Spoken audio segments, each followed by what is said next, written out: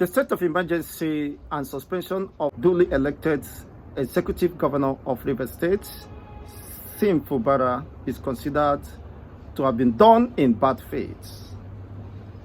It is mere political manipulations geared towards seizing or usurping the rights of the electorate, the Rivers people who have given the mandate of leadership to Sim Fubara as the elected governor of Rivers State. Regardless of whatever may have been the reason, it's immaterial and it's inconsequential. It has not escalated to the point that could be considered or that could necessitate the state of emergency, as Atiku, the former presidential candidate of the People's Democratic Party, have expressed deep dissatisfaction and frustration over the recent happenings. Is quite uncalled for and does not in any way reflect the people's will. The people of Rivers State are standing with Sim Fubara, the governor, executive governor of Rivers State. But perhaps because of vested interests, Mwike and Tinubu are seeking to oust the PDP and eventually hold on to power because they consider Fubara continue holding on to power in Rivers State to be against their own political interests or projections or whatever orchestrations, whatever they have, of course, in mind to hold on to power. Because 2027, as a way of manipulating whatever they needed to do, is quite a very disturbing issue. And some legal practitioners have expressed great dissatisfaction that the president lacks the rights, of course, the legal backings to suspend a duly elected governor, as the case is, and citing that Rivers State is not in crisis, citing Kaduna, where even the military-based Nigerian Defense Academy has been attacked. Borno State is, of course, a theater of war. Zamfara State, where adoptions, killings, sacking of communities, villagers, over 27 local governments under the control of insurgency, Boko Haram, the terrorists. A state of emergency have not been declared.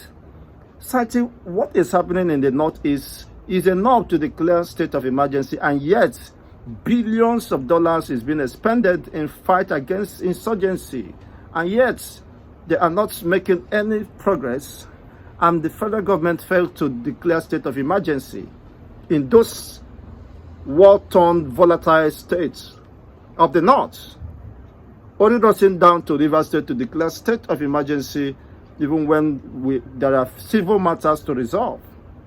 These are not criminal issues. It has not even escalated. It's not out of place that should, begin to draw the attention of the president or to invoke whatever power or whatever within the law. It's quite very unfortunate that this is happening, and some persons believe strongly that this is political manipulations, and the river people and the Nigerians will resist such a move.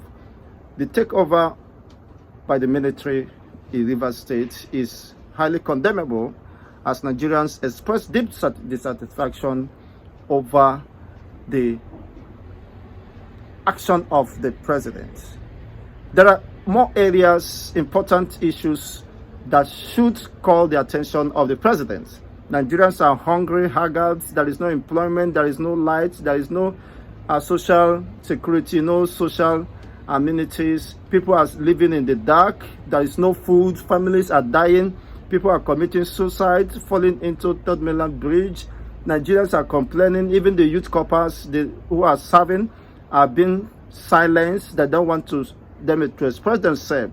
Rather than paying attention to those issues calling for emergency as a matter of urgency, as a matter of survival, Tinubu is less concerned about the plight and the sufferings of the masses. It's quite very unfortunate that this is coming, and where we have experienced repeatedly leadership failure by the administration of APC, in fact, getting more worse than ever. People may have considered Buhari's time to be a very bad experience, thinking perhaps they could get out of this a horrible experience and psychological torture Buhari has plunged Nigeria into, not knowing that they will dip abysmally under the watch of Tinubu. It has been confirmed that APC administration, and Tinubu in particular, has nothing to offer Nigerians. Unfortunately, rather than leaving Nigerians the way they were, it has worsened their own state of misery and woes. Is quite very unfortunate.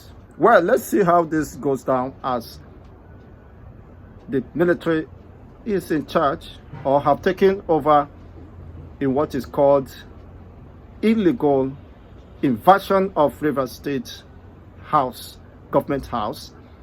Information reaching us that the whereabouts of the Fubara, the governor, executive governor of Rivers State, is unknown, that he was still in the presidential or the governorship, the governor's lodge or residence within the government house when the military eventually invaded the governor house or complex.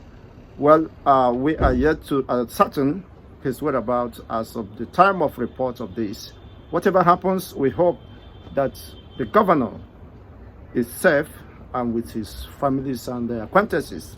Let's watch out how this plays out and eventually what will play out in within these 6 months, if eventually that will not be challenged. I hope Fubara has the right to challenge whatever may have been the hasty decision taken by the president.